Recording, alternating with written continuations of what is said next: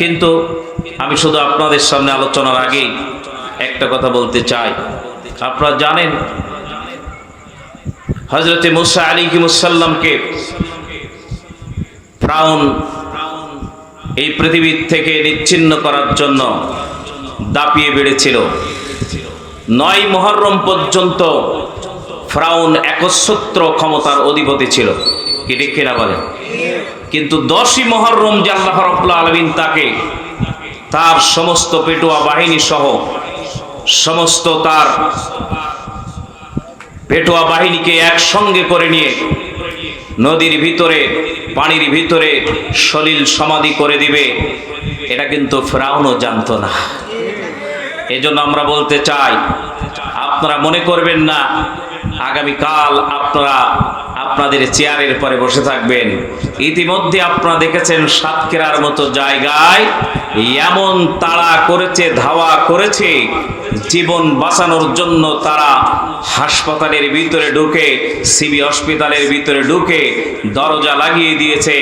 আন্দোলনরত ছাত্ররা শুধুমাত্র হসপিটালের ভিতরে প্রবেশ করে নাই, কারণ তাদের বিবেক আছে।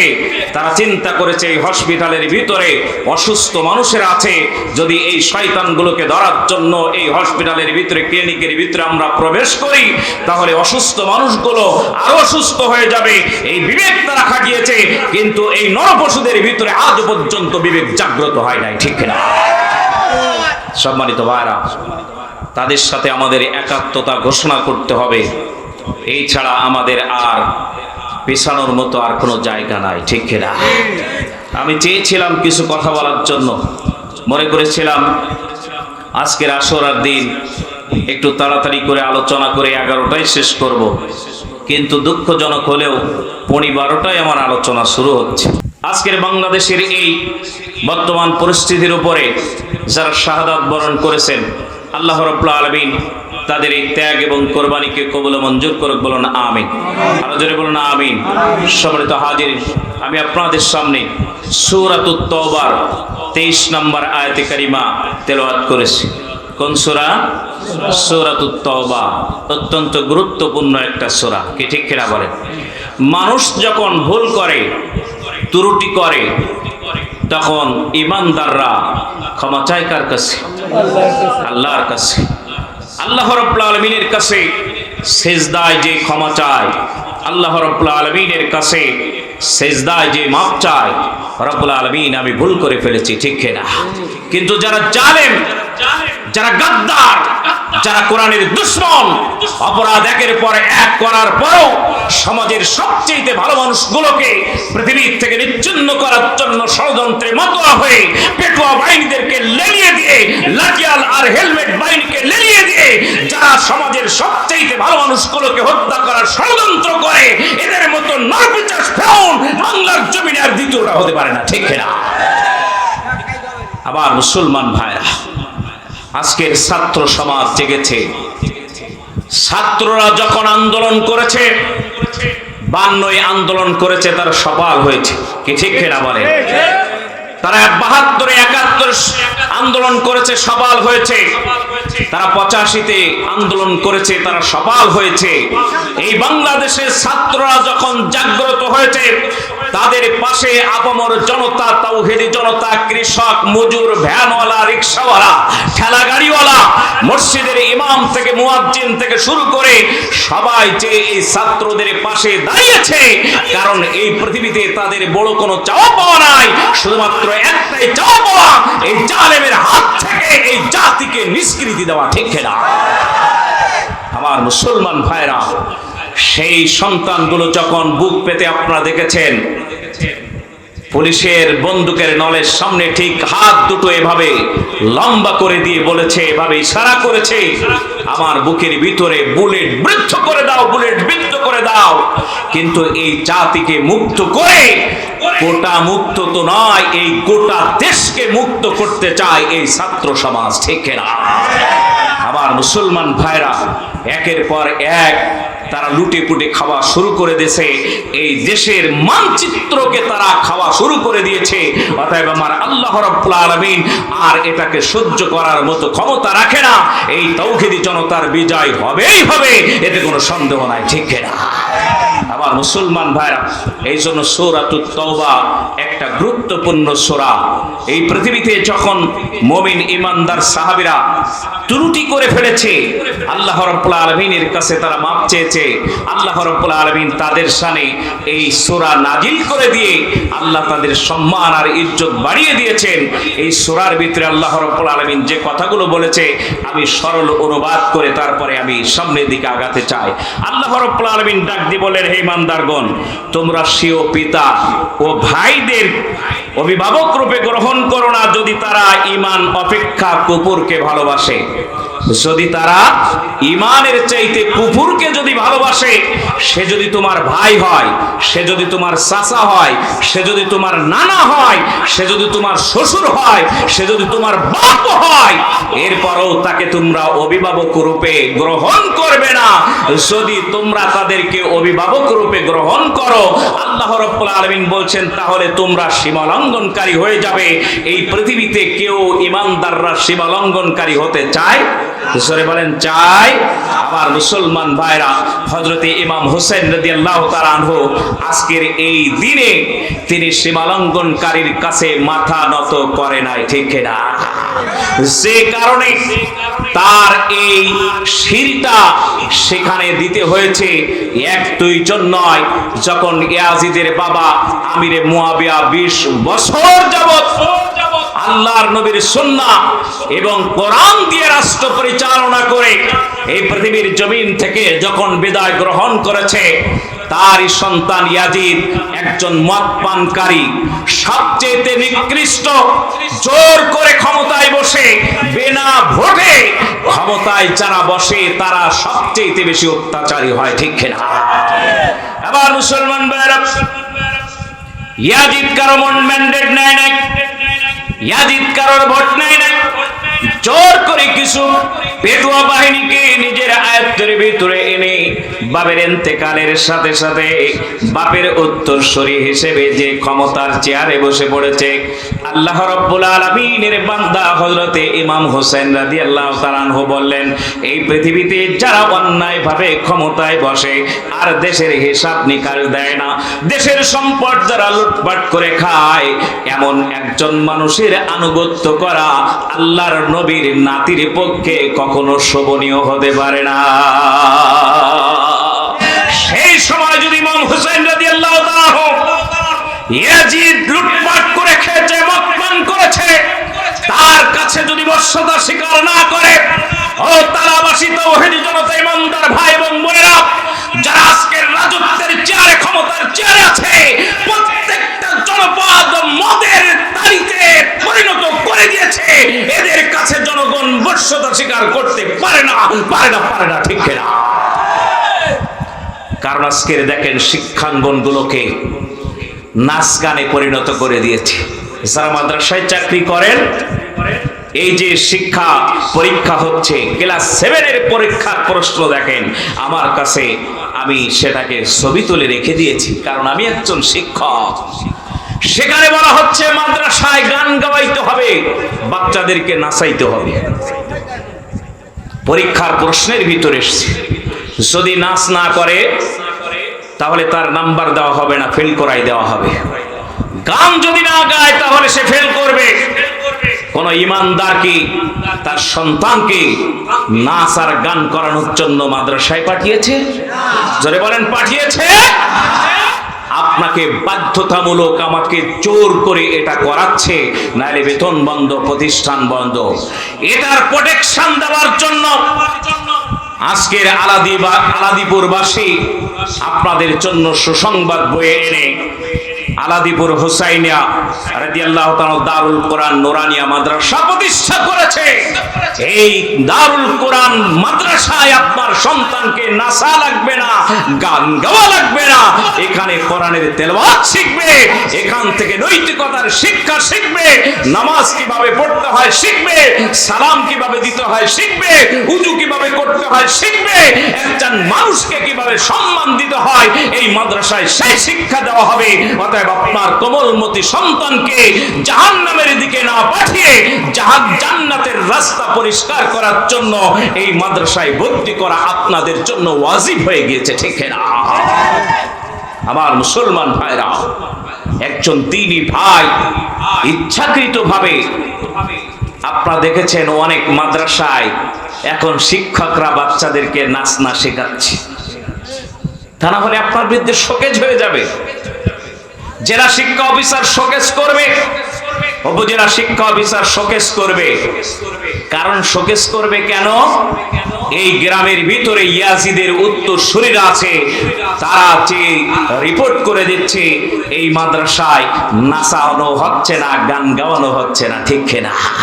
এরা হলো ইয়াজিদের উত্তরসূরি, ইয়াজিদের রক্তের লালন করা সেই সমস্ত শয়তানেরা এগুলো করাইতে বাধ্য করছে, ঠিক না? আবার মুসলমান ভাইরা, এই জন্য তো আল্লাহ রাব্বুল আলামিন সূরাতুত তাওবার ভিতরে বললেন, যারা ঈমানের চাইতে কুফরকে বেশি ভালোবাসে তাদেরকে আনুগত্য করো না। আপনি যদি আনুগত্য না করতে যান তাহলে কোটা সংস্কার করা চলবে না, ঠিক না?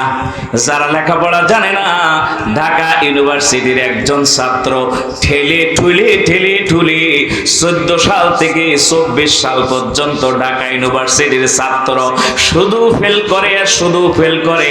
সে হলো একটা বড় ছাত্র সংগঠনের সেক্রেটারি। অতএব ঠেলে ঠুলে তারে 3rd ডিভিশনে পাস করাই দেওয়া হয়েছে। এবার সে কোটার ভিতর দিয়ে বড় একটা চেয়ারের ভিতরে বসবে। এই জালেম যখন মূর্খ, যখন বড় একটা চেয়ারের ভিতরে বসে পড়বে, এই জায়গায় যখন আপনি ফাইল নিয়ে যাবেন তখন আপনার মতো সম্মানিত ব্যক্তিকে সম্মান দিবে না, কারণ ও নিজেও তো সম্মান করতে জানে না, যে কারণে আপনাকে সম্মান দিতে পারে না, ঠিক কিনা? শুধু তাই নয়, কোথায় দেবেন পড়াইতে আপনার কলিজার টুকরা সন্তানকে? আজকের ঢাকা ইউনিভার্সিটির সূর্য সেন হল যখন তারা সার্চ করেছে আমাদের সোনার সন্তানদের রুমের ভিতরে যে জিনিস পেয়েছে, সে জিনিসের কথা আমার বলতে ইচ্ছা হচ্ছে না, আমার ঘৃণা হচ্ছে। বলবো নাকি?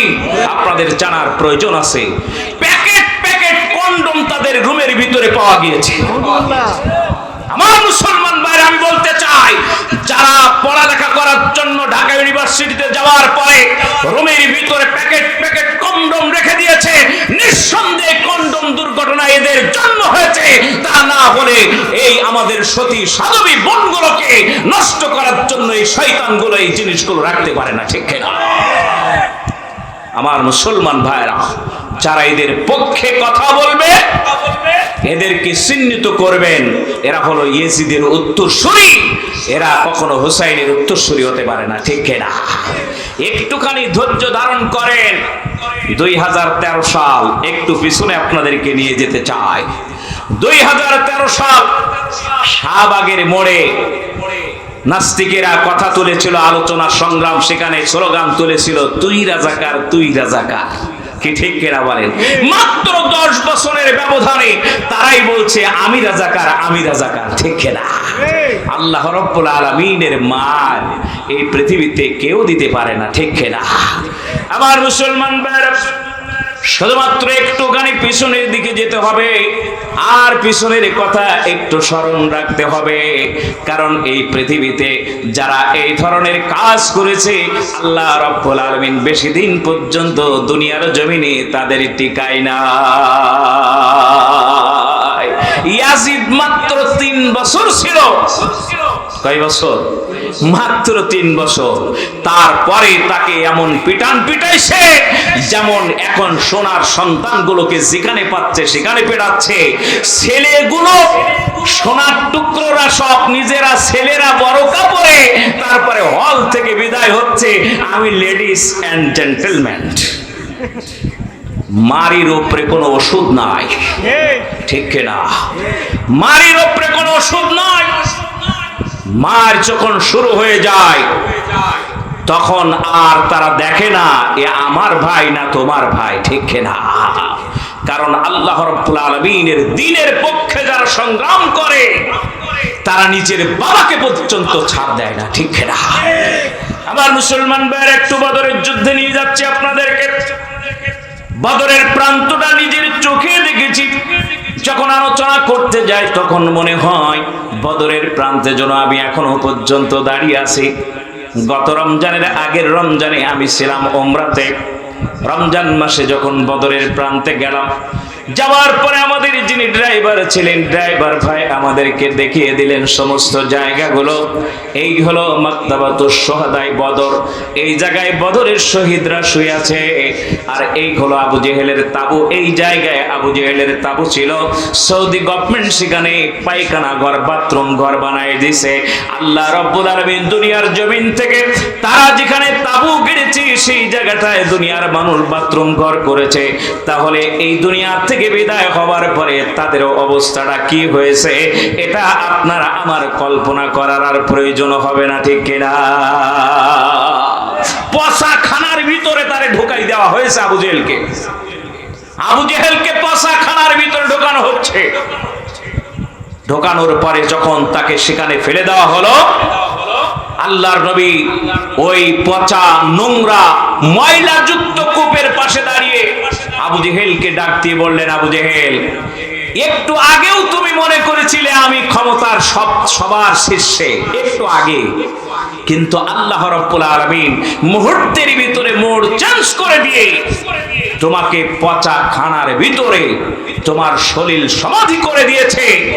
যত মানুষ এখানে আসবে শুধু থুতু মারবে, থুতু নিক্ষেপ করবে, কেউ তোমার জন্য আক্ষেপ করবে না, দোয়া করবে না, কি ঠিক কিনা বলেন? অতএব যারা আজকে আমাদের সন্তানদের রক্ত নিয়ে ইসলামী আন্দোলনের কর্মীগুলোকে নির্বিচারে মিথ্যা অপবাদ দিয়ে তারা এই দুনিয়ার জমিন থেকে শহীদ করে দিয়েছে, শুধুমাত্র তাদের একটাই অপরাধ, যে অপরাধ ছিল আল্লাহর নবীদের, ঠিক কিনা? যে অপরাধ ছিল ইমাম হুসাইন রাদিয়াল্লাহু তাআলা আনহু, সেই অপরাধ ছিল ইসলামী আন্দোলনের নেতাদের, অন্য কোনো অপরাধ ছিল না, ঠিক কিনা? আমার মুসলমান ভাইরা একটু কান খাড়া করে দিয়ে শুনুন। বদরের প্রান্তে নবীজি চলে গেলেন সাহাবীদেরকে নিয়ে। মাত্র 313 জন, তার ভিতরে ছোট্ট 2টা বাচ্চা, 311 জন বড় মানুষ। আল্লাহর নবী যুদ্ধের জন্য প্রস্তুতি গ্রহণ করলেন, যুদ্ধের ময়দানে চলে গেলেন। সাহাবীরা যুদ্ধ করছে, এটা কোনো সাধারণ যুদ্ধ নয়। ঠিক এখন যেমন ভোট যুদ্ধ হচ্ছে, আপনি ইমানদার, আপনি আন্দোলনের কর্মী, আপনার বিপক্ষে দাঁড়িয়ে গেছে আপনার ভাই, আপনার শ্বশুর, আপনার শালা, আপনার খালু শ্বশুর, অথবা আপনার আপনজন, আপনার চাচাতো ভাই, অথবা আপনার চাচা দাঁড়িয়ে গেছে। এখন এই যুদ্ধটা আপনার কাছে বদরের যুদ্ধের মতো, আপনি কোন পক্ষ অবলম্বন করবেন? এই বদরের যুদ্ধে আল্লাহর নবী যখন সাহাবীদেরকে নিয়ে গেলেন, এই জায়গায় যখন সাহাবীরা যুদ্ধের জন্য ময়দানে চলে গেলেন, সাহাবী ইসলাম কবুল করেছে, তার বাবা ইসলাম কবুল করে নাই। সন্তানের বিপক্ষে বিরুদ্ধে বাবা অস্ত্র ধরেছে, বাবার বিরুদ্ধে সন্তান অস্ত্র ধরেছে, ভাইয়ের বিরুদ্ধে ভাই অস্ত্র ধরেছে, জামার বিরুদ্ধে শ্বশুর অস্ত্র ধরেছে। এমন একটা পরিস্থিতির ভিতরে একই বাড়ির 2 জন 2 পাশে ভাগ হয়ে গিয়েছে। একজন হলো আল্লাহ রাব্বুল আলামিনের পক্ষে, আরেকজন আল্লাহ রাব্বুল আলামিনের বিরুদ্ধে, ঠিক কিনা? নবীজির সাহাবী যুদ্ধের ময়দানে এক অকুত ভয় সৈনিকের ভূমিকা পালন করছে, তরবারি চালাচ্ছে, কচু কাটা করে ফেলছে, একের পর এক কাফের বেঈমানগুলোকে জাহান্নামের চৌরাস্তায় পাঠিয়ে দিচ্ছে। ঠিক সেই মুহূর্তে ওই সাহাবীর সামনে এসে একজন যে দাঁড়িয়ে গেলেন, আল্লাহর নবী সাহাবী থমকে গেলেন, তার তরবারি চালানো বন্ধ হয়ে গেল। কিছুক্ষণের বিরুদ্ধে ওই ব্যক্তি ব্যক্তিকে সরিয়ে দিয়ে আবার তরবারি চালালেন। ওই ব্যক্তি আবার সামনে এসে দাঁড়াইছেন, আল্লাহর নবীর সাহাবীর কাজে বাধা দিয়েছেন, বিঘ্নতা সৃষ্টি করেছেন, তার তরবারি বন্ধ হয়ে গেল। আবার তাকে সরিয়ে দিয়ে সামনের দিকে চলে গেলেন। আবার কাফেরদেরকে জাহান্নামে যখন পাঠিয়ে দিচ্ছে, ঠিক সেই মুহূর্তে ওই ব্যক্তি যে আবার সামনে দাঁড়িয়ে গেছে, আল্লাহর নবীর সাহাবী আর অপেক্ষা করলেন না, আল্লাহু আকবার বলে তরবারি দিয়ে এমন আঘাত করেছে, দেহের থেকে কল্লাটা আলাদা হয়ে গিয়েছে, গোটা বদরের প্রান্তে রব উঠে গিয়েছে। সন্তান তার পিতাকে হত্যা করেছে। আল্লাহ রাব্বুল আলামিন আয়াত নাজিল করে দিয়ে বলে দিয়ে দিলেন, সন্তান তার পিতাকে হত্যা করে নাই, সন্তান এক ইয়েজিদের প্রেতাত্মা, সন্তান তার পিতাকে হত্যা করে নাই, সে লাত মানাত হবলের প্রেতাত্মাকে দুনিয়ার জমিন থেকে জাহান্নামে পাঠিয়েছে, সে হলো প্রকৃত ঈমানদার। তাই এখানে যুদ্ধের ময়দানে ঈমানদার আর বেঈমানের কোনো সম্পর্ক থাকতে পারে না, ঠিক কিনা? চতুর্দিকে রব ছড়িয়ে পড়েছে, সন্তান বাবাকে হত্যা করেছে, আল্লাহর নবীও টেনশনের ভিতরে পড়েছে, সন্তান বাবাকে হত্যা করেছে। আল্লাহর নবী সাহাবীকে ডাকলেন, যুদ্ধের ময়দানে কি হয়েছে বর্ণনা করলেন। এই বর্ণনা করার পরে বিশ্ব নবীর কাছে আল্লাহ রাব্বুল আলামিন কোরআনের আয়াত নাযিল করে দিয়ে ঘোষণা করলেন, ও আমার হাবিব, সে তার বাবাকে হত্যা করে নাই, সে একজন বেঈমানকে হত্যা করে ফেলেছে। অতএব এই দুনিয়ার জমিনে তার বাবা বেঈমান কখনো বাবা হতে পারে না, ঈমানদারের বাবা কখনো বেঈমান হতে পারে না, ঠিক কিনা? আল্লাহর দ্বীন, আল্লাহর কোরআন, আল্লাহর নবীর সুন্নাহ সব চাইতে বড়, এর চাইতে বড় কিছু হতে পারে না, ঠিক কিনা? আজকের 10ই মুহররম তার বাস্তবতা। ইমাম হুসাইন রাদিয়াল্লাহু তাআলা আনহু যখন তিনি কুফা থেকে যখন চলে আসলেন মক্কার মদিনায়, ইরাক থেকে চলে এসেছেন, যখন এই ক্ষমতা দখল করে নিয়েছে ইয়াজিদ, ইমাম হুসাইন রাদিয়াল্লাহু তাআলা আনহু তখন চলে আসলেন মক্কা মদিনায়। মক্কা মদিনায় যখন চলে এসেছে, কুফার মানুষেরা 1 লক্ষের উপরে মানুষ ইমাম হুসাইনকে বললেন, আপনি কুফায় চলে আসেন, আমরা আপনার কাছে বায়াত গ্রহণ করব এবং আপনাকে আমরা খলিফা বলে স্বীকার করতে চাই, নেতা বলে স্বীকার করতে চাই, কারণ ইয়াজিদ একজন মদ পানকারী, জেনাকারী, তার কাছে কন্ডোমের বাক্স ভরা আছে, অতএব এ কখনো জাতিকে ভালো কিছু দিতে পারে না, ঠিক কিনা? আমার মুসলমান ভাইরা, ইমাম হুসাইন রাদিয়াল্লাহু তাআলা এই কথা যখন মদিনাবাসীর কাছে বললেন, মদিনার মানুষগুলো তখন ইমাম হুসাইনকে বললেন, ইমাম হুসাইন, ইতিপূর্বে আমরা কুফাবাসীদের আচরণ জানি, তারা যখন বিপদ দেখে তখন আস্তে করে সরে যায়, এমন মানুষ বর্তমানে তালায় আছে কিনা? বলে, জীবন বাঁচানি ফরজ। কোথায় পাইছো এ ফরজ? তুমি বাড়ি বানাইছো? এ কি চটপটি না লটপটি? ঈমান বাঁচানো যদি ফরজ হয়, শহীদ আল্লামা সাইদি রাহমাতুল্লাহ আলাইহির মতো কোরআন হাদিসের পাণ্ডিত্য তোমার আমার ভিতরে নাই, ঠিক কিনা? তার কাছে অসংখ্যবার প্রস্তাব দিয়েছে, যদি এরকম বাঁচানো ফরজ হতো তাহলে শাহাদাত বরণ করার জন্য 13টি বছর ছোট্ট কুঠুরির ভিতরে তাকে থাকতে হতো না, ঠিক কিনা? আপনারা জানেন, আমি ঈদের আগে বের হয়ে আসলাম, আপনারা শুনেছেন, আপনাদের কাছে খবর গিয়েছে। প্রথম দিন যখন আমরা গেলাম এই সেশনে, মানে 8ম সেশন আমার হলো, তো এই সেশনে যখন গেলাম, যাওয়ার পরে প্রথম দিন আমাদেরকে সেলের ভিতরে রাখা হলো। সেলটা এমন একটা জায়গা, সেলের ভিতরে জেল, তার নাম সেল। সেলের ভিতরে যারা থাকবে, বাহিরের সাথে কারোর সঙ্গে তার যোগাযোগ হবে না, বাহিরে কারোর মুখ দেখতে পারবে না। এটা আবার চতুর্দিক দিয়ে ওর ভিতরে আবার পাঁচিল দিয়ে আটকানো, ছোট্ট একটা গেট। এর ভিতরে শুধুমাত্র সামনে দিকটা আপনার গ্রিল দিয়ে ঘেরা, আর 3 সাইড ইটের গাঁথনি, শুধু সামনের দিকটা এরকম আপনার সেখানে রেলিং দেওয়া। এর ভিতরে আপনাকে অবস্থান করতে হবে। তার ভিতরে যে বাথরুম আছে, আপনি বসলে এই পর্যন্ত দেখা যাবে, বাথরুমের কোনো দরজা নাই, এর ভিতরে বসতে হবে, আপনাকে বাথরুম করতে হবে। একটাই রুমের ভিতরে একটাই বাথরুম, যেখানে খাওয়া সেখানে গোসল, সেখানে বাথরুম, সেখানে শোয়া, সেখানে নামাজ পড়া, সেখানে আপনার সব করতে হবে। আমার মুসলমান ভাইরা, আল্লাহর দিন, আল্লাহর কোরআনকে একমাত্র জীবন বিধান মানার কারণে এই ছোট্ট জায়গাটার ভিতরে যাদেরকে জায়গা করে দেওয়া হলো, আর কোনো অপরাধ নাই, কোনো মেয়ের হাত ধরে টেনে বাড়িতে নিয়ে যায় নাই, হলের ভিতরে নিয়ে যায় নাই, রাত্র যাপন করে নাই, কারোর জমি দখল করে নাই, কারোর দোকান দখল করে নাই, কারোর ব্যবসা প্রতিষ্ঠানে যে হামদা মেরে তার টাকাগুলো ছিনতাই করে নাই, কারো গাড়ি ছিনতাই করে নাই, কারো বাড়ি ছিনতাই করে নাই। শুধুমাত্র একটাই অপরাধ, সেটা হলো আল্লাহর দ্বীনের পথে মানুষদেরকে ডাকা। এটাই যদি অপরাধ হয়ে যায়, আল্লাহর নবীরা পর্যন্ত এই অপরাধে অপরাধী, ঠিক কিনা? নবীজি যেদিনকে মক্কা থেকে মদিনায় যাবে, রাতের বেলা টকশো বসিয়েছে। দেখবেন রাত যখন গভীর হয়, চান্দি মালগুলো সব টকশোতে বসে যায় আল্লাহর নবীর বিরুদ্ধে, ইসলামের বিরুদ্ধে। সেখানে যে তারা টকশো করে মাতোয়ারা করে দেয় কাফের বেঈমানগুলোকে, ঠিক কিনা? দেখবেন সাদে যাদের মাল নাই, এরাই যে টকশোতে বসে বগর বগর করতেছে। আমার মুসলমান ভাইরা, নবীজির বিরুদ্ধে টকশো করলো তারা টকশের ভিতরে সিদ্ধান্ত গ্রহণ করলো, রাসূলকে হয় হত্যা করতে হবে, না হলে দেশ থেকে তাড়িয়ে দিতে হবে, ঠিক কিনা? হয় দেশ থেকে তাড়াও, নাইলে হত্যা করো। এদের দুইটাই মাত্র মিশন আর ভীষণ। যখন তারা দেখে এই মানুষগুলোকে কোনো অবস্থায় আর ফেরানো যাচ্ছে না, তখন দুইটা মিশন আর ভীষণ নিয়ে যায়, হয় দেশ থেকে তাড়িয়ে দাও, না হলে তাদেরকে হত্যা করে দুনিয়ার জমিন থেকে বিদায় করে দিয়ে দাও, ঠিক কিনা? আমার মুসলমান ভাইরা, এটাই তাদের মিশন আর ভীষণ ছিল।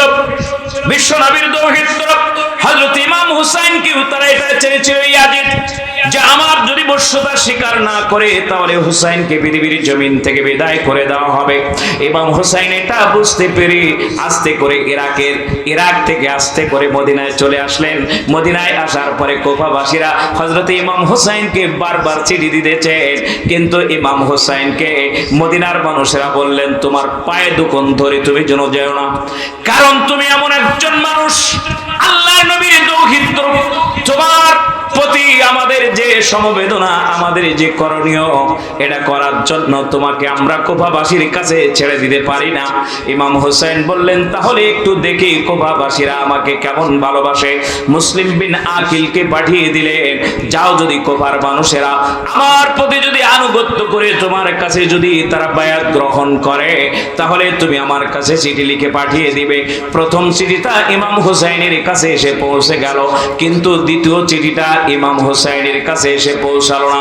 ইমাম হুসাইনের কাছে পৌঁছালো না, ইয়াজিদের বাহিনীর কাছে পৌঁছে গেল। ইয়াজিদের বাহিনী বুঝতে পেরেছে এই চিঠি ইমাম হুসাইনের কাছে পৌঁছে যাচ্ছে, আগে একটা পৌঁছাইছে আর একটা পৌঁছাচ্ছে। ইমাম হুসাইন মদিনা থেকে আস্তে করে রওনা দিয়ে দেবে। ইমাম হুসাইন কেন মদিনা থেকে কুফায় আসতেছে, কারণটা কি? তারা জানতে পারলো এই কুফার মানুষেরা তাকে চিঠি লিখেছে। কুফার নগরীতে তার একজন ভাই আছে, চাচাতো ভাই, যার নাম হলো মুসলিম বিন আকিল। এর কাছে কুফার মানুষেরা তারা বায়াত গ্রহণ করেছে, যে কারণে এই জায়গায় আসার পরে সে একটা ভালোভাবে অবস্থান তৈরি করে নিয়ে নেবে। এই জন্য ইমাম হুসাইনকে কারা শেল্টার দিচ্ছে এটা দেখতে হবে। তখন কুফার গভর্নর যিনি ছিলেন, কুফার গভর্নর নোমান বিন বশির রাদিয়াল্লাহু তাআলা আনহু, আল্লাহ রাব্বুল আলামিনের নবীর একজন জলিলুল কদর সাহাবী, যে কারণে হুসাইনের বিরুদ্ধে নোমান বিন বশির কখনো যাইতে পারে না, ঠিক কিনা? যাদের ভিতরে ন্যূনতম ঈমান আছে, তারা ইমাম হুসাইনের বিরুদ্ধে যেতে পারে না, ঠিক কিনা? আমার মুসলমান ভাইরা, পড়তেছিলাম রক্ত পিচ্ছিল পথের যাত্রী যারা, এই বইটা যখন পড়তেছিলাম চোখের টুপ টুপ করে শুধু পানি পড়তেছিল। সেই সময় দেখতেছিলাম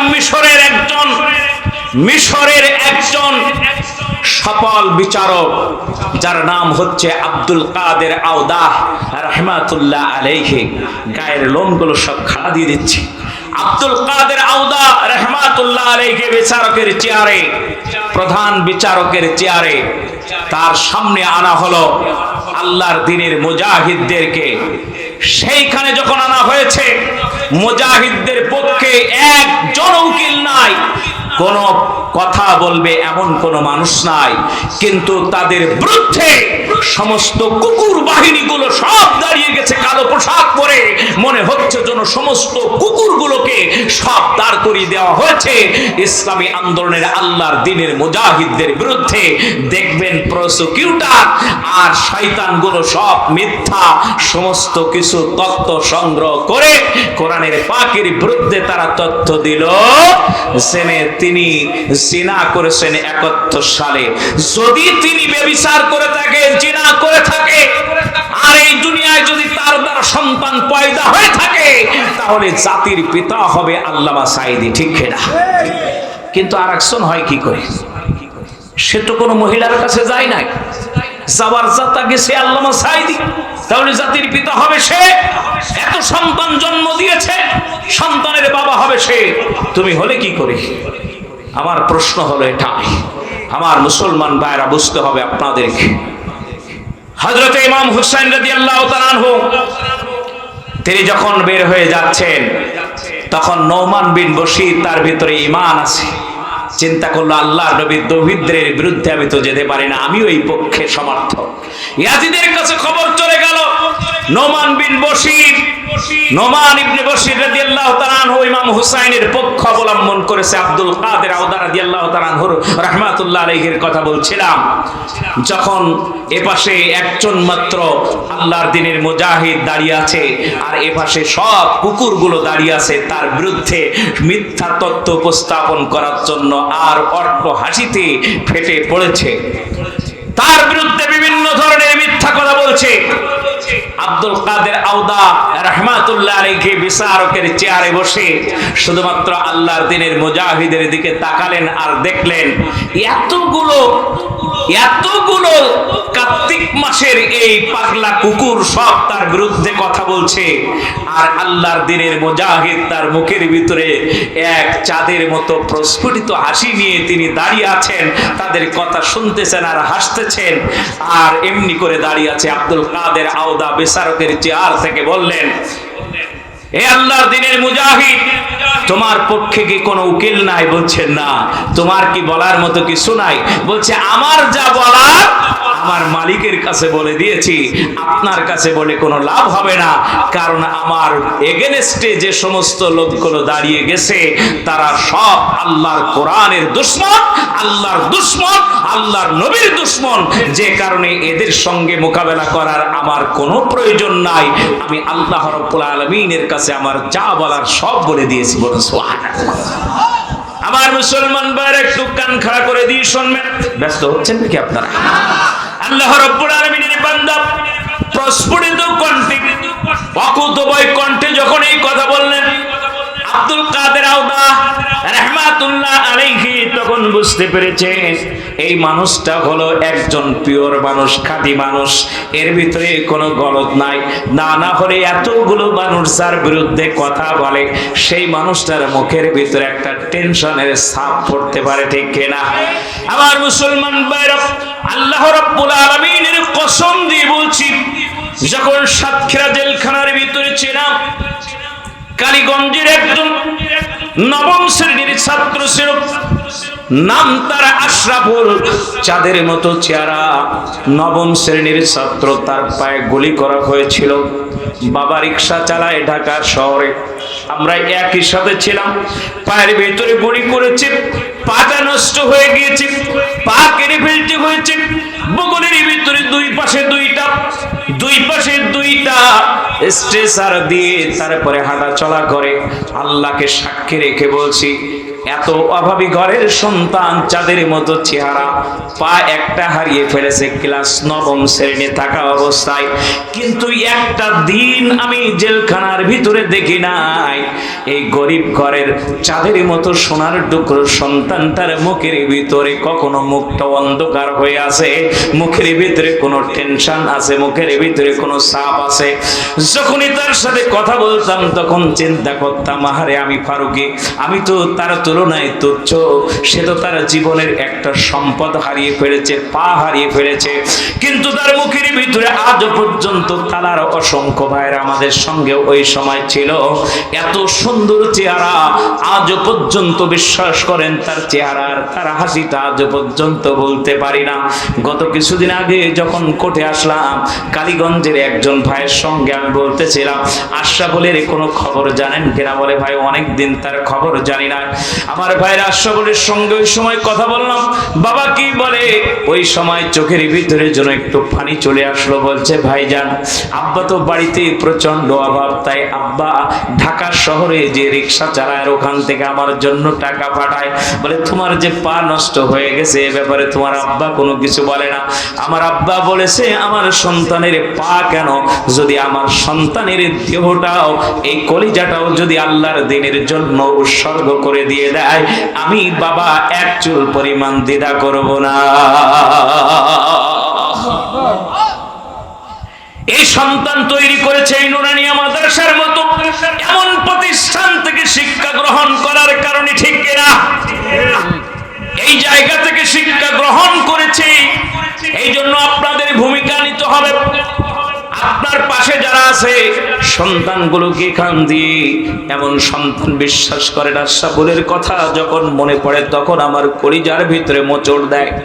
একজন রিক্সাওয়ালা সন্তান, একজন রিক্সাওয়ালা বাবার সন্তান, পা হারিয়ে ফেলেছে, কিন্তু বাবার ভিতরে কোনো ফিলিংস নাই।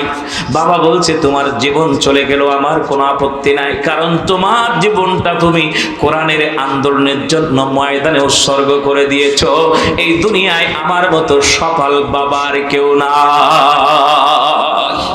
আমার মুসলমান ভাইরা, ইমাম হোসেন রাদিয়াল্লাহু তাআলা যাবার জন্য যখন 200 জন সাথীকে নিয়ে কুফার উদ্দেশ্যে রওনা করলেন, ইয়াজিদ বুঝতে পেরেছে নোমান ইবনে বশির রাদিয়াল্লাহু তাআলা রাসূলের হাতে হাত দিয়ে বায়াত গ্রহণ করেছে, অতএব এ কখনো ইমাম হুসাইনের বিরুদ্ধে যাবে না, ঠিক কিনা?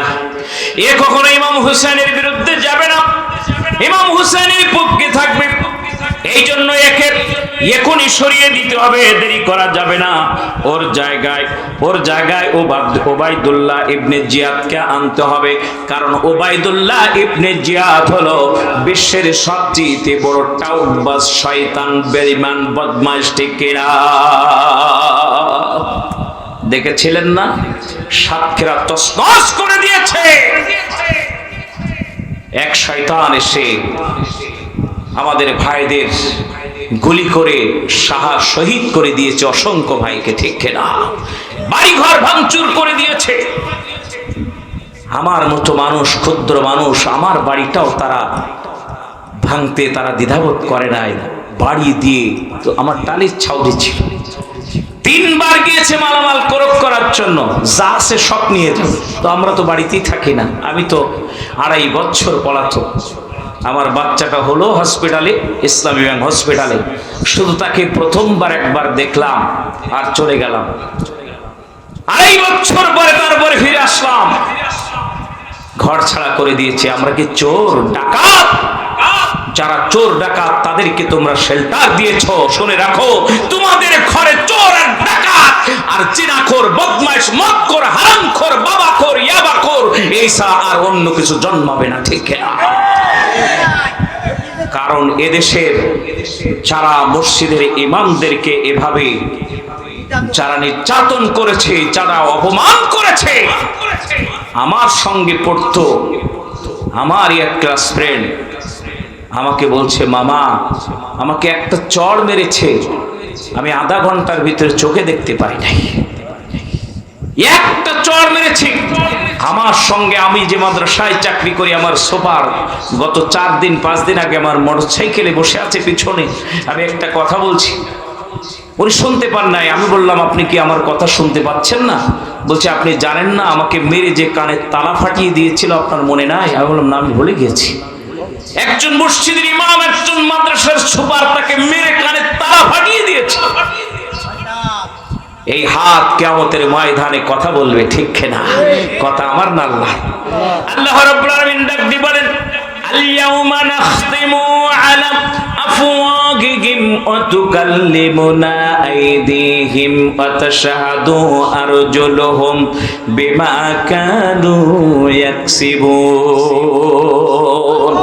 আল্লাহ রাব্বুল আলামিন ডাক দিয়ে বলেন, কিয়ামতের ময়দানে মুখ বন্ধ করে দেওয়া হবে। এত বড় লম্বা লম্বা লেকচার সেদিনকে আর দেবার সুযোগ পাবা না, মুখটা বন্ধ করে দেওয়া হবে। এই হাত কথা বলবে, পা কথা বলবে। কোরআনের পাখিদের বিরুদ্ধে হাত দিয়ে কারা বড় বড় বান্ডেল বানাইছিলাম, কারা এই ধরনের কথাগুলো লিখে লিখে আল্লাহর কোরআনের পাখিদের বিরুদ্ধে এমন ভাবে তোমরা নথি তৈরি করেছিলে, মিথ্যা নথি, অথচ যারা অপরাধী তাদেরকে তোমরা সাপোর্ট দিয়ে, তাদেরকে তোমরা পক্ষ অবলম্বন করে তাদেরকে সাহস যোগাইছো অপরাধ আরো বেশি করানোর জন্য। অতএব আল্লাহর আদালতে এই হাত সেদিনকে তোমাদের বিরুদ্ধে কথা বলবে, ঠিক কিনা? আব্দুল কাদের আওদা রাহমাতুল্লাহ আলাইহি ডাক দিয়ে বলছেন, আপনার কি আদালতে বলার কিছু নাই? আপনার পক্ষে কোনো উকিল নাই? আপনার পক্ষে জেরা করার মতো কোনো মানুষ নাই? হাসি মুখে, প্রস্ফুটিত হাসি মুখে বললেন, আমার পক্ষে কেউ নাই, আমার পক্ষে শুধু একজন আছেন, তিনি হলেন আমার আল্লাহ। আব্দুল কাদের আওদা বুঝতে পেরেছে যারা কোরআনের কর্মী তারা পৃথিবীর কারোর সাহায্য নেয় না, তারা একমাত্র সাহায্য চায় কার কাছে? আল্লাহ রাব্বুল আলামিনের কাছে সাহায্য চায়। তারা আল্লাহ রাব্বুল আলামিনকে একমাত্র সাহায্যের মালিক মনে করে। আব্দুল কাদের আওদা সমস্ত নথিগুলো উল্টালেন পাল্টালেন, দেখলেন সবকিছু দেখার পরে লম্বা করে একটা ডেট দিলেন পরবর্তীতে কোর্টে আনার জন্য। পরবর্তীতে কোর্টে আসবে, লম্বা করে ডেট দিয়ে দিলেন। এই জায়গায় কোর্ট মুলতবি ঘোষণা করে দিয়ে আস্তে করে ওখান থেকে চেয়ার থেকে নেমে গেলেন। চেয়ার থেকে নেমে যে এজলাসের ভিতরে চলে গেলেন, একটা দরখাস্ত লিখলেন প্রধান বিচারপতি বরাবর অথবা ডিসি বরাবর একটা দরখাস্ত লিখলেন। দরখাস্তর ভিতরে লিখেছেন, আমি আব্দুল কাদের আওদা, আমি আমার এই চেয়ার থেকে আমি অব্যাহতি নেওয়ার জন্য, স্বেচ্ছায় অব্যাহতি নেওয়ার জন্য আমি এই দরখাস্ত আপনার কাছে প্রেরণ করলাম। দয়া করে আমাকে এই চেয়ার থেকে অব্যাহতি দেবেন, এটাই আমি আশা করতেছি। আদালতের বিচারপতির চেয়ার থেকে অব্যাহতি নিলেন। আস্তে আস্তে করে ডেটটা মনে রেখে দিয়েছেন। আব্দুল কাদের আওদা তিনিও কিন্তু লয়ার, তিনি কিন্তু আইন বিশেষজ্ঞ, আইনের উপরে উচ্চ ডিগ্রি গ্রহণ করেছেন, এই জন্য এই চেয়ারে বসতে পেরেছেন। আব্দুল কাদের আওদা চলে গেলেন, এই সমস্ত কাগজপত্রগুলো চলে নিয়ে আস্তে করে বাড়িতে চলে গেছেন। নির্দিষ্ট তারিখে আসামি এসে হাজিরি করা হয়ে গিয়েছে। অপর প্রান্তে কালো পোশাকধারী সমস্ত কার্তিক মাসের কুকুরগুলো এসে আস্তে করে দাঁড়িয়ে গিয়েছে। আল্লাহ রাব্বুল আলামিনের বান্দা কোরআনের বিরুদ্ধে মিথ্যা তথ্য উপস্থাপন করার জন্য সব দাঁড়িয়ে গিয়েছে। হাসাহাসি করতেছি, তার পক্ষে কেউ নাই। কিন্তু দেখা গেল বিচারক নতুন যখন বসে গিয়েছে চেয়ারের ভিতরে, পিছন দিক থেকে দূর থেকে কে যেন একটা কালো পোশাক পরে আস্তে আস্তে আস্তে আস্তে করে হেঁটে আসতেছেন।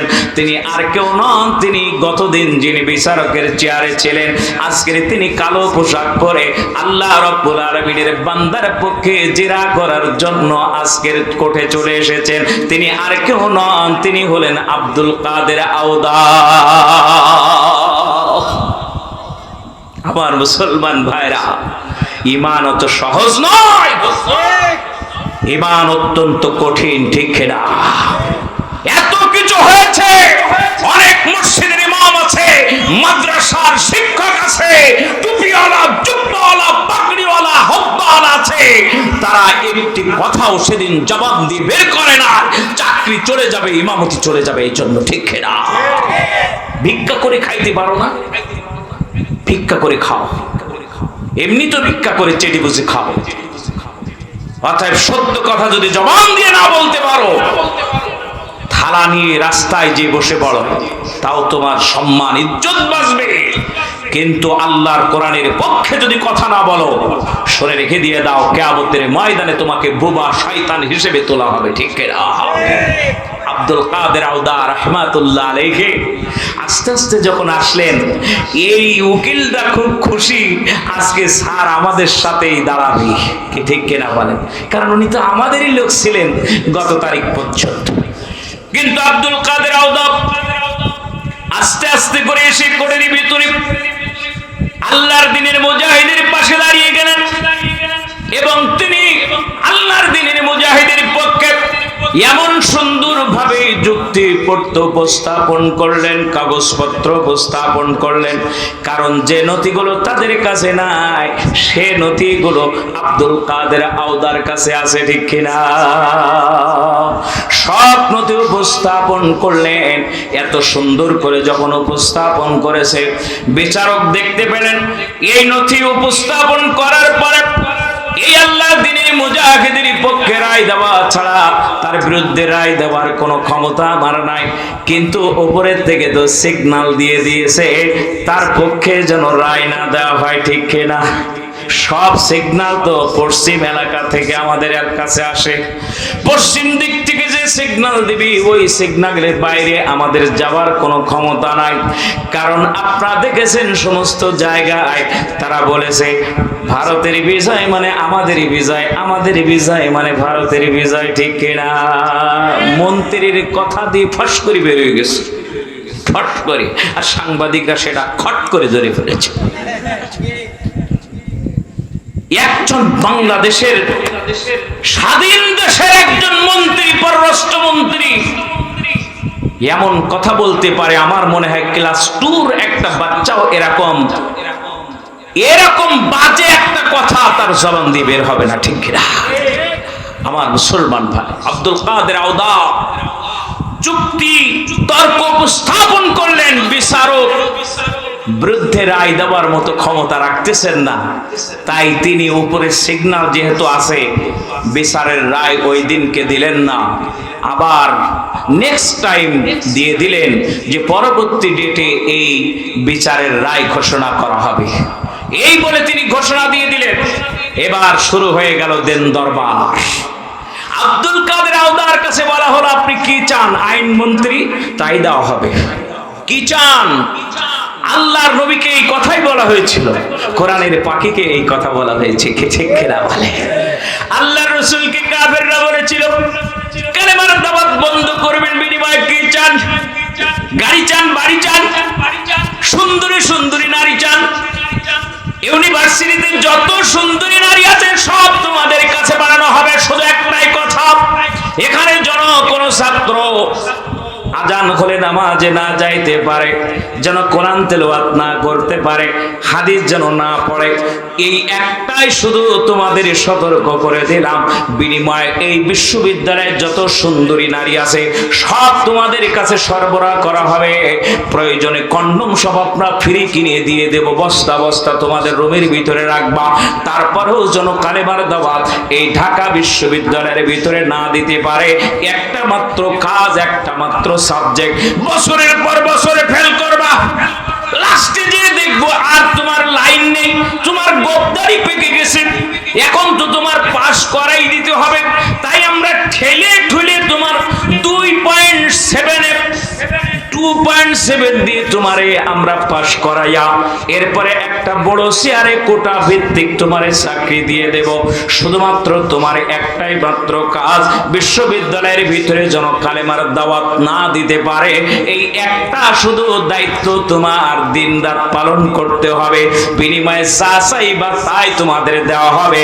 আর ওই খেকশিয়ালের বাচ্চাগুলো সেই কথা মেনে নিয়ে এই অপরাধীর জঘন্যতম অপরাধীর ভিতরে অন্তর্ভুক্ত হয়ে বিশ্ববিদ্যালয়ে আমাদের সতী সাধবী বোন যারা উচ্চ ডিগ্রি নেওয়ার জন্য যায়, জোরপূর্বক তাদেরকে এই শ্লীলতাহানি করে তাদের সম্ভ্রম, তাদের জীবনের সবচেয়ে সম্পদ, বড় সম্পদ, তাদের ইজ্জতটা লুণ্ঠন করে তাকে বাড়িতে ওইভাবে পাঠিয়ে দেওয়া হয়। ঠিক কিনা?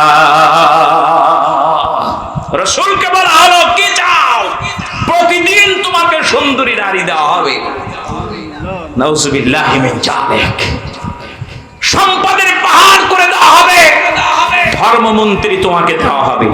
আল্লাহ রাসূল তাদেরকে একটা কথা বলেছিলেন, যেটা তোমাদের পক্ষে দেওয়া সম্ভব সেটা তো দূরের কথা, যেটা তোমাদের পক্ষে দেওয়া সম্ভব না, আসমানের চাঁদ যদি আমার এক হাতে দাও আর সূর্যটা যদি আর এক হাতে দাও, তারপরও আমি কালেমার দাওয়াত থেকে এক চুল পরিমাণ দূরে যাব না।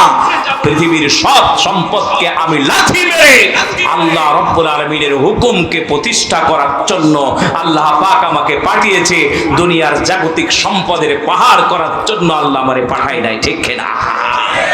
আমার মুসলমান ভাইরা, বারবার অফার দেওয়া হয়েছে জেলখানার ভিতরে, শুধুমাত্র দলটা ছেড়ে দিয়ে দেন, আপনাকে সব মামলা উঠিয়ে নেওয়া হবে, আপনার বিরুদ্ধে কোনো মামলা থাকবে না, আপনি নির্বিঘ্নে চলবেন, আপনাকে মার্সিডিজ গাড়ি দেওয়া হবে, BMW গাড়ি দেওয়া হবে, বাড়ি দেওয়া হবে। কিন্তু আল্লাহ রাব্বুল আলামিনের কোরআনের পাকে একটাই কথা বলেছেন, এই পৃথিবীতে কোরআন শিক্ষা, কোরআন যখন কলিজার ভিতরে ধারণ করে 50টা বছর কোরআনের খেদমত করেছি, শুনে রেখে দিয়ে দেন, এই দুনিয়ার জমিনে কোরআনের বাইরে যাবার মতো ক্ষমতা আমার এক চুল পরিমাণ নাই। ওয়াতু'ইজ্জু মান তাশাউ ওয়া তুযিল্লু মান তাশাউ বিয়াদিকাল খায়র ইন্নাকা আলা কুল্লি শাইইন কাদির, ঠিক না? আমার মুসলমান ভাইরা, আল্লাহ পাক যার ইজ্জত দেয় তারে বেইজ্জতি করে না, আর আল্লাহ যারে বেইজ্জতি করে তারে এক চুল পরিমাণ ইজ্জত দেয় না, ঠিক না? আগেই বলেছিলাম, ফিরআউন মনে করেছিল 9 মুহররম পর্যন্ত ফিরআউন মনে করেছে আমি পৃথিবীর সবচেয়ে বড় ক্ষমতাধর, কিন্তু 10 মুহররম যে গোষ্ঠী সুদ্ধা পানির ভিতরে বড়ই মাখানো হবে, এই কথা ফিরআউন আর তার গোষ্ঠীরা, তার বাপ দাদা 14 গোষ্ঠীও জানতো না, ঠিক না? আগামীকাল 10 মুহররম তার সলিল সমাধি হবে এই নীল নদের ভিতরে, কিন্তু এটা কখনো সে জানতো না, ঠিক না? এত প্রতাপশালী আল্লাহ রাব্বুল আলামিন শুধুমাত্র একটা সাদা জান্নাতি মাদি ঘোড়া দিয়ে সবগুলোরে ক্যাপচার করে ফেলেছে। বলুন সুবহানাল্লাহ। আসতেছি আমার মুসলমান ভাইরা, আব্দুল কাদের আওদা রাহমাতুল্লাহ আলাইহি প্রস্তাব দেওয়া হলো, কি চাও? শুধুমাত্র এই কোরআনের পাখিদের পক্ষে তুমি কথা বলতে পারবে না। আব্দুল কাদের আওদা একটা কথা বলেছিলেন, পৃথিবীর কোন সম্পদ আব্দুল কাদের চায় না। আব্দুল কাদের হৃদয়ের ভিতরে যে ভালোবাসা জন্ম নিয়েছে, আল্লাহর দ্বীনের মুজাহিদদের প্রতি যে ভালোবাসা জন্ম নিয়েছে, তার কথা আমার কলিজার ভিতরে তীরের মতো আঘাত করে দিয়েছে। এই তীর পৃথিবীর কোনো শক্তি নাই বের করে দিতে পারে। অর্থাৎ আব্দুল কাদের আওদা পৃথিবীর সব কিছুকে পা দিয়ে ঠেলে দিয়ে আল্লাহর দ্বীনের মুজাহিদের পক্ষ অবলম্বন করবে, এক চুল পরিমাণ দূরে যাবে না। শুরু হয়ে গেল আব্দুল কাদের আওদার বিরুদ্ধে নতুন করে ফরমাইশ তৈরি করার পালা, ঠিক না? শুরু, তুমি আমাদের কথা মানবা না, আও একতুল, হয় তোমাকে হত্যা করা হবে, নাই আও একলিপ, তোমাকে এইখান থেকে তাড়িয়ে দেওয়া হবে। আব্দুল কাদের আওদার বিরুদ্ধে মিথ্যা তারা মামলা করলো, মিথ্যা ফ্রিস্তি তৈরি করলো, গ্রেফতার করলো। যখন তাকে ফাঁসির কাস্টে নিয়ে যাওয়া হচ্ছে, তখনও প্রস্তাব দেওয়া হচ্ছে, এখনো আপনার জন্য সুযোগ আছে, আপনি শুধুমাত্র গভর্নমেন্টের কথা মেনে নেন, আপনাকে আবার পুনর্বহাল করা হবে। আব্দুল কাদের আওদা বলেছিলেন, আল্লাহ রাব্বুল আলামিনের কাছে এই হৃদয়টা, এই 3.5 হাত বডিটা বিক্রি করে দিয়েছি, অতএব বাতিলের কাছে এটা মাথা নত করতে পারে না। আল্লাহ রাব্বুল আলামিনের সঙ্গে একটু পরেই আমার দিদার হবে, সেই দিদার থেকে আমি মাহরুম হতে চাচ্ছি না। বলো সুবহানাল্লাহ। আমার মুসলমান ভাইরা, চোখের ভিতরে পানি এসে গিয়েছিল। আমির হামজা যখন বের হলো, দেখা করতে গেলাম ওনার সঙ্গে, যাওয়ার পরে যে কথা বলেছিল, ভাই ফারুকী ভাই একটু শোনেন, একটা কথা শুধুমাত্র 1 মিনিট 2 মিনিটের ভিতরে আপনার কাছে ব্রিফিং দিতে চাই। বলছে যেদিনকে মীর কাসেম আলী ভাই ফাঁসি হবে, ওই দিনকে 9টার সময় তার কাছে চলে গেল জেলখানার সমস্ত কর্মকর্তারা। আর যিনি ফাঁসি দিবেন জল্লাদ তিনিও সাথে আছেন। ওই সময় যাবার পরে বললেন, আপনি তৈরি হয়ে নেন, আপনার আর 3 ঘন্টা পরে ফাঁসি দেওয়া হবে, এই জন্য আপনি মানসিকভাবে প্রস্তুতি নিয়ে নেন। সেই সময় মীর কাসেম আলী ভাই বলেছিলেন, এখনো 3 ঘন্টা মানে অনেক বড় সময়, আমি 2 ঘন্টা ঘুমাইতে চাই, এখনই আমি ঘুমিয়ে যাচ্ছি, 2 ঘন্টা পরে আমাকে একটু ডেকে দিয়ে দেবেন, জাগিয়ে দেবেন, 2 ঘন্টা পরে জাগিয়ে দেবেন, আমি ওই সময় উঠে আমি আমার গোসল সেরে উজু করে নামাজ পড়ে 1 ঘন্টার ভিতরে তৈরি হয়ে নেব, 45 মিনিটের ভিতরে তৈরি হয়ে নেব, হাতে 15 মিনিট থাকবে, ওই 15 মিনিটের ভিতরে আপনার সমস্ত কাজ সম্পন্ন করতে পারবেন। ওই জায়গায় যতগুলো অফিসার ছিল দাঁড়িয়ে, কারোর জন্য পার উঠতে ছিল না। একই মানুষ নাকি অন্য গ্রহের কিছু, অন্য গ্রহের বস্তু। 3 ঘন্টা পরে যার মৃত্যু হবে নিশ্চিত, কি ঠিক কিনা বলেন? 3 ঘন্টা পরে যার নিশ্চিত মৃত্যু হবে, সেই মানুষটা ঘুমায় কি করে, কেমন করে ঘুমায়? ফাঁসির অর্ডার হয়েছে, ফাঁসির রায় হয়েছে, এমন কথা শোনার পরে ঘুম ধরে না, ঘুমের ট্যাবলেট খেয়েও ঘুম হয় না, এখনো আপিল করার সুযোগ আছে, তারপরেও ঘুম হয় না।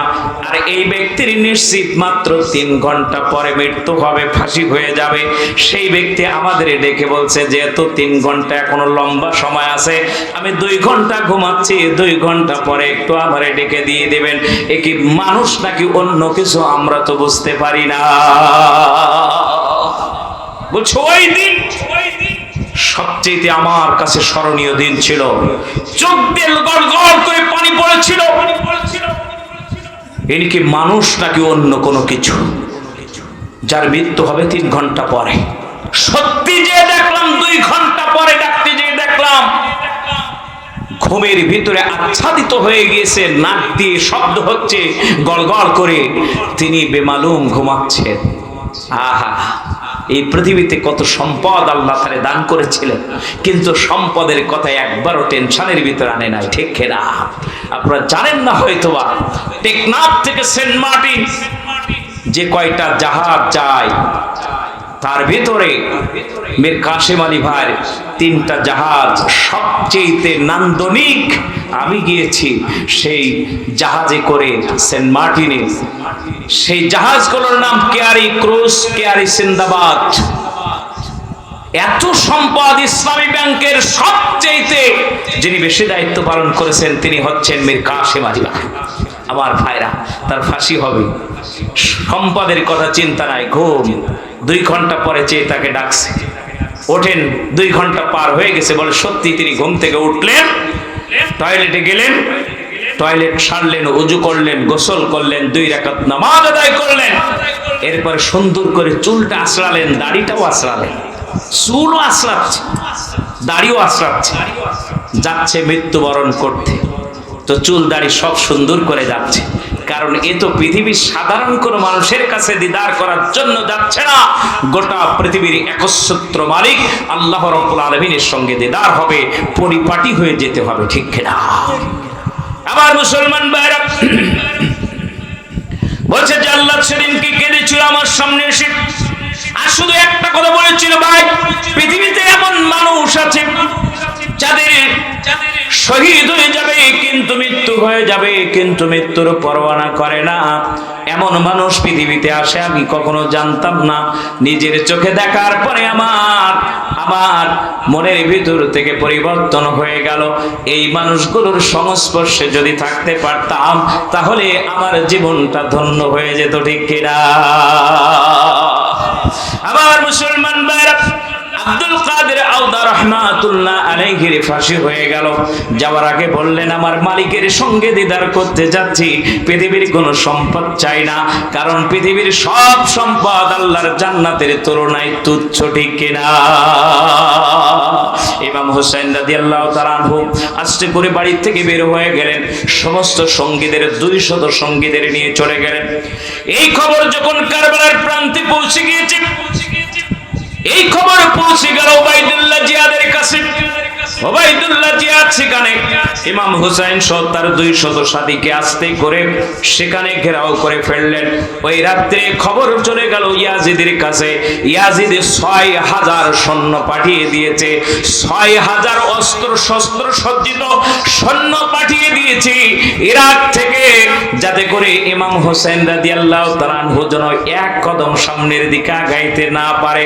আমার মুসলমান ভাইরা, হযরতে ইমাম হুসাইনের সঙ্গে মাত্র 200 মানুষ, নারী শিশু দুগ্ধ বাচ্চা শত 200 মানুষ, আর এরা এর মোকাবেলা করার জন্য 6000 পাঠিয়েছে। তারা জানে ইমাম হুসাইনের পাওয়ার আল্লাহ রাব্বুল আলামিনের কাছে অনেক বড়, ঠিক কিনা? আল্লাহর পাওয়ার ইমাম হুসাইনের পাওয়ার, ঠিক কিনা? আল্লাহ পাক তাকে পাওয়ার দিয়ে দিয়েছেন, সেই পাওয়ারে চলবে। তাই প্রতিহত করার জন্য 6000, 200 প্রতিহত করার জন্য 6000। বলেন এই 6000 লোক যদি শুধু লং মার্চ করে, এই 200 মানুষ পাক তলে পিষ্ট হয়ে যাবে, ঠিক কিনা? তাদেরকে ধারাও করলো, ঘেরাও করলো। ইমাম হুসাইন রাদিয়াল্লাহু তাআলা আনহু বুঝতে পেরেছেন এই জায়গা থেকে আর আমাকে সামনের দিকে যাইতে দিবে না। ইমাম হুসাইন বললেন, আমাকে হয় মদিনায় ফিরে যেতে দাও, না হলে আমাকে ইয়াজিদের কাছে যেতে দাও, আমি তার কাছে গিয়ে বোঝাপড়া করব। কিন্তু ওবাইদুল্লাহ বিন জিয়াদ বললেন, এখান থেকে এক কদম তোমাকে নড়তে দেব না যতক্ষণ পর্যন্ত না ইয়াজিদ বর্তমান সময়ের খলিফা এটা যতক্ষণ পর্যন্ত না মানবে। ইমাম হুসাইন বললেন, যে আল্লাহর কোরআনের বিরুদ্ধে যায়, আল্লাহ রাব্বুল আলামিনের দ্বীনের বিরুদ্ধে যায়, যে মত পান করে, যে সুন্নাহর বিরুদ্ধে যায়, যে রাষ্ট্রের সমস্ত হিসাব কিতাব দেয় না, সব লুটে পুটে খায়, এমন একজন মানুষের কাছে আল্লাহর নবীর দৌহিত্র কখনো বশ্যতা স্বীকার করতে পারে না, খলিফা বলে তাকে স্বীকার করতে পারে না। বলো সুবহানাল্লাহ। আমার মুসলমান ভাইরা, 10ই মুহররম সকাল থেকে যুদ্ধ শুরু হয়ে গেল।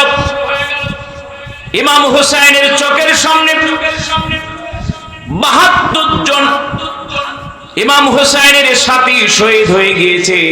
ইমাম হুসাইন তারা আগের দিন রাত্রে বুঝতে পেরেছেন, সমস্ত সাথীদের সামনে শেষ নসিহত করতেছেন, আমার সাথীরা আমি বুঝতে পেরেছি আমাকে শহীদ হতে হবে, তোমরা আমার সঙ্গে যদি থাকো তোমরা বিপদগ্রস্ত হয়ে যাবে, এই জন্য আমি চাচ্ছি না তোমরা বিপদগ্রস্ত হয়ে যাও, এই জন্য দয়া করে তোমরা আস্তে করে মদিনায় চলে যাও। ওই সময় এই 200 সাথী বলেছিল, আল্লাহর নবীর দৌহিত ধরে ইমাম হুসাইন, যদি আজকে তোমাকে এই বিপদের মধ্যে ফেলায় রেখে আমরা মদিনায় যাই, কিয়ামতের ময়দানে আল্লাহর নবীর সামনে আমরা মুখ দেখাইতে পারবো না, তাই যদি তুমিও শহীদ হয়ে যাও আমরাও শহীদ হয়ে যাব, এক চুল পরিমাণ দ্বিধাবোধ করব না। ইমাম হুসাইন 10 তারিখে যখন তারা যুদ্ধ শুরু করে দিয়ে দিল, একের পর এক শহীদ হয়ে যাচ্ছে, 40 জন প্রথমে শহীদ হয়ে গেল। ইমাম হুসাইন বুঝতে পেরেছে আর কেউ বাকি থাকবে না, চলে গেলেন তাবির ভিতরে, স্ত্রীকে ডাক দিয়ে মহিলাদের ডাক দিয়ে বললেন, আমাকে তোমরা মাফ করে দিও, আমি কিন্তু তোমাদের কোনো হক আদায় করতে পারতেছি না, তোমাদের কোনো কিছু করতে পারছি না। ওই সময় ইমাম হুসাইনের স্ত্রী ডাক দিয়ে বলেন, আমরা বুঝতে পেরেছি তুমি যুদ্ধের ময়দানে শহীদ হওয়ার জন্য চলে যাচ্ছ, আমি তোমাকে কখনো শহীদ হওয়ার জন্য, যুদ্ধ করার জন্য তোমাকে বাধাগ্রস্ত করতে পারবো না, বাধাগ্রস্ত করবো না, তবে তোমাকে একটা কথা বলতে চাই, আমার কোলের ভিতরে যে আমার দুগ্ধপোষ্য সন্তান আছে, এই সন্তানের গলাটা শুকিয়ে যাচ্ছে, আমার স্তনে দুধ নাই, আমার গলাও শুকিয়ে গেছে, আমার জিহ্বার ভিতরে কোনো রস নাই, তাই তুমি এই ছোট্ট বাচ্চাটাকে নিয়ে যদি পারো একটুখানি পানি পান করানোর জন্য চেষ্টা করো। ইমাম হুসাইন রাদিয়াল্লাহু তাআলা আনহু ছোট্ট বাচ্চাটাকে নিয়ে ফোরাতের কিনারায় চলে গেলেন। ফোরাত নদীর কিনারায় গিয়ে বললেন, ও ইয়াজিদের বাহিনী, একটু তাকিয়ে দেখো, আমি তোমাদের কাছে কোনো পানি চাই না, কোনো কিছু চাই না, এই দুগ্ধপোষ্য সন্তানটাকে বাঁচানোর জন্য এই ফোরাতের অফুরন্ত পানি থেকে একটুখানি পানি আমি গ্রহণ করতে চাই, শুধুমাত্র এই বাচ্চাটাকে বাঁচানোর জন্য। আমার মুসলমান ভাইরা, এমনি করে যখন উঁচু করে ধরেছে, ঠিক সেই মুহূর্তে একটা বিষাক্ত তীর এসে ইমাম হুসাইনের কলিজার টুকরা সন্তানের বুকের ভিতরে এমন ভাবে বিঁধে গিয়েছে, এপর থেকে ওপার হয়ে গেছে, রক্ত ঝরঝর করে ইমাম হুসাইনের মুখের ভিতরে পড়তেছে, বুকের ভিতরে পড়ছে, মুহূর্তের ভিতরে শহীদ হয়ে গেল কলিজার টুকরা দুগ্ধপোষ্য সন্তান। বুকের ভিতরে করে নিয়ে আসতে করে যখন তাঁবুর ভিতরে গিয়েছে, স্ত্রীকে ডাক দিয়ে বলেন, প্রাণের স্ত্রী, তাকে আমি জীবনের মতো জান্নাতের পানি পান করিয়ে তোমার কাছে নিয়ে এসেছি, আর কখনো তোমার কাছে পানি পান করতে চাবে না, আমার কাছে আর পানি পান করতে চাবে না। জীবনের শেষ পানি তাকে পান করিয়ে নিয়ে তোমার বুকের ভিতরে দিয়ে দিলাম। আমার প্রাণপ্রিয় স্ত্রী, তুমি তাকে বুকের ভিতরে জড়িয়ে ধরে রাখো। কিয়ামতের ময়দানে আল্লাহ রাব্বুল আলামিন এই সন্তানকে এমন পানি পান করাবে যে পানি আর এই জালেমগুলো সেদিনকে পাবে না। আমার মুসলমান ভাইরা, সেই দিনকে যারা ফোরাতের দুই প্রান্তে যারা পাহারা দিতেছিল তাদের ভিতরে 700 কোরআনের হাফেজ ছিল আর 300 মুফতি ছিল। ভালো করে শুনবেন, 700 কোরআনের হাফেজ আর 300 মুফতি ছিল। আজকে আপনারা দেখতে পেয়েছেন রংপুরে শহীদ আবু সাইদ ভাইয়ের বুকের ভিতরে যে গুলি করেছে, তার মুখের ভিতরে ইয়া বড় দাঁড়িয়ে আছে, সে 5 ওয়াক্ত নামাজ আদায় করে। কিন্তু বুঝতে হবে এই 10 মুহররম তার বুকের ভিতরে এই কোরআনের হাফেজ, এই ছাত্রের বুকের ভিতরে শহীদ আবু সাইদের কলিজার ভিতরে যে এমনি করে গুলি বুলেট বিদ্ধ করে দিয়েছে, এ কিন্তু ইমাম হুসাইনের উত্তরসূরি না। ওই যে ইয়াজিদের সঙ্গী 300 মুফতি আর 700 হাফেজ ছিল, এদের ভিতর থেকে এই শয়তানের জন্ম হয়েছে, ঠিক কিনা? আবার মুসলমান ভাইরা, শুধু দাড়ি থাকলে তুমি থাকবে, ইসলামের পক্ষে কথা বলবে এমনটা নয়। ইয়াজিদের পক্ষে কথা বলার মতো এমন শয়তান এই দুনিয়ার জমিনে আজ পর্যন্ত বেঁচে আছে, ঠিক কিনা? আমার মুসলমান ভাইরা, ইমাম হুসাইন রাদিয়াল্লাহু তাআলা আনহু তাকে শহীদ করে দেওয়া হলো 11ই মুহররম সকালবেলা। আম্মা জান উম্মে সালমা রাদিয়াল্লাহু তাআলা, উম্মুল মুমিনিন বিশ্বনবীর স্ত্রী আম্মা জান উম্মে সালমা রাদিয়াল্লাহু তাআলা আনহা, তিনি সকালবেলা ঘরের ভিতরে কাঁদতেছেন চোখের পানি ছেড়ে দিয়ে। প্রতিবেশী কিছু মহিলারা আম্মাজান উম্মে সালমা রাদিয়াল্লাহু তাআলা আনহার কাছে আসলেন। ডাক দিয়ে বলেন, আম্মাজান আপনি কাঁদেন কেন? আম্মাজান ডাক দিয়ে বলেন, গতকাল রাতের বেলা আমি স্বপ্নের ভিতরে বিশ্ব নবীকে দেখতে পেয়েছি। আমি দেখলাম আল্লাহর নবী আমার সামনে এসে কাঁদতেছেন চোখের পানি ছেড়ে দিয়ে। নবীজির মুখটা মলিন, দাড়িগুলো সব ধুলামলিন অবস্থায় আছে। নবীজির মুখটা অত্যন্ত অন্ধকারাচ্ছন্ন, চোখ দিয়ে ঝরঝর করে পানি পড়তেছে, দাড়ি মোবারক ভিজে ভিজে। আমি তখন বিশ্ব নবীকে জিজ্ঞেস করলাম, আল্লাহর নবী আপনার মুখটা মলিন কেন? আপনার দাড়িগুলো ধুলাযুক্ত কেন? আপনার চোখ দিয়ে কেন পানি পড়তেছে? আপনার মুখটা এমন চেহারা মলিন কেন? কারণটা কি? ডাক দিয়ে বলেন, উম্মে সালমা তুমি কি জানো না আমি এই মাত্র কারবালার প্রান্ত থেকে ঘুরে আসলাম। কারবালার প্রান্তে আমি দেখতে পেলাম আমার দৌহিত্র, আমার কলিজার টুকরা ইমাম হুসাইনকে তার শহীদ করে দিয়েছে। তার দেহ থেকে কল্লাটা আলাদা করে দিয়েছে।